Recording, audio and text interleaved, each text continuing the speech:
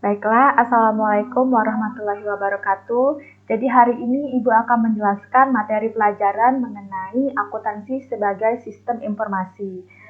Nah, pertama-tama Ibu akan menjelaskan mengenai pengertian akuntansi.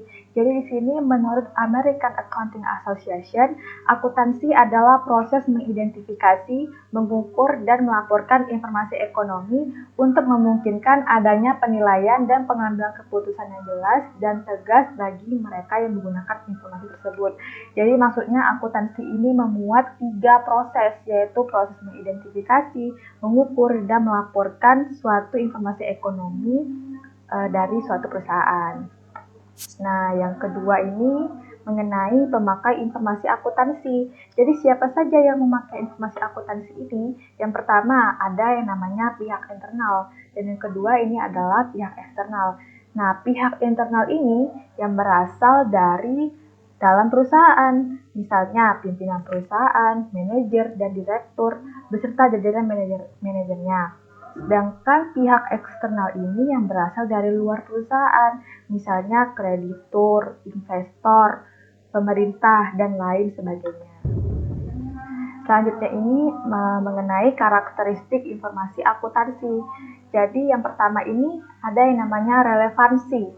Relevansi ini adalah informasi akuntansi yang disajikan oleh manajemen harus sesuai dengan yang dibutuhkan oleh pengguna informasi akuntansi. Nah, yang kedua itu adalah reliabilitas.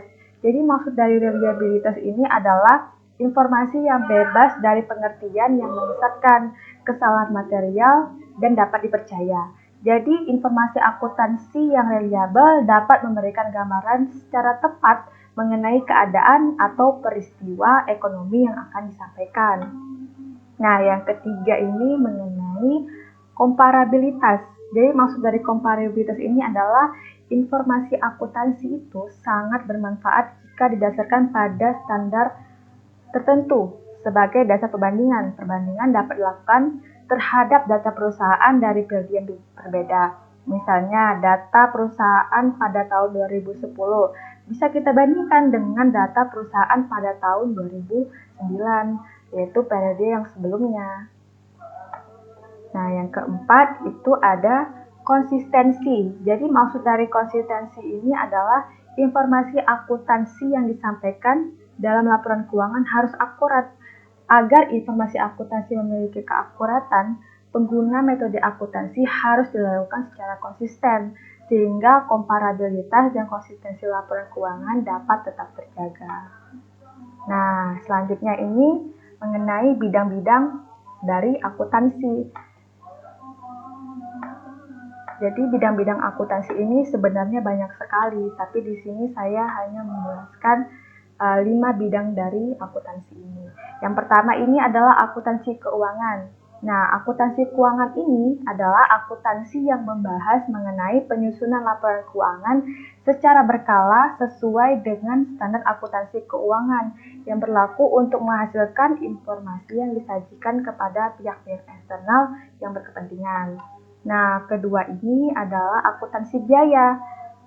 Apa itu akuntansi biaya? Jadi akuntansi biaya ini akuntansi yang memfokuskan pembahasannya pada perencanaan, penetapan, pengendalian, dan perhitungan biaya produksi di perusahaan manufaktur sampai pada distribusi barang. Yang ketiga ini mengenai akuntansi perpajakan. Jadi akuntansi perpajakan ini adalah akuntansi yang bertugas menghitung besarnya pajak yang harus dibayar, mulai dari penentuan besarnya pajak, pengisian SPPT, sampai dengan mewakili perusahaan dengan petugas perpajakan. Yang keempat ini adalah akuntansi pemerintahan. Jadi akuntansi pemerintahan ini adalah akuntansi yang mengolah dan menyajikan informasi ekonomi pada lembaga atau instansi pemerintah baik di pusat maupun daerah sesuai dengan undang-undang yang berlaku. Nah, yang kelima ini adalah akuntansi syariah. Akuntansi syariah ini adalah akuntansi yang memiliki landasan utama yang bersumber pada Al-Quran, hadis, dan fatwa syariah yang dikeluarkan oleh Dewan Syariah Nasional. Nah, itulah tadi materi mengenai akuntansi sebagai sistem informasi. Untuk hari ini itu saja yang dapat Ibu sampaikan. Terima kasih. Wassalamualaikum warahmatullahi wabarakatuh.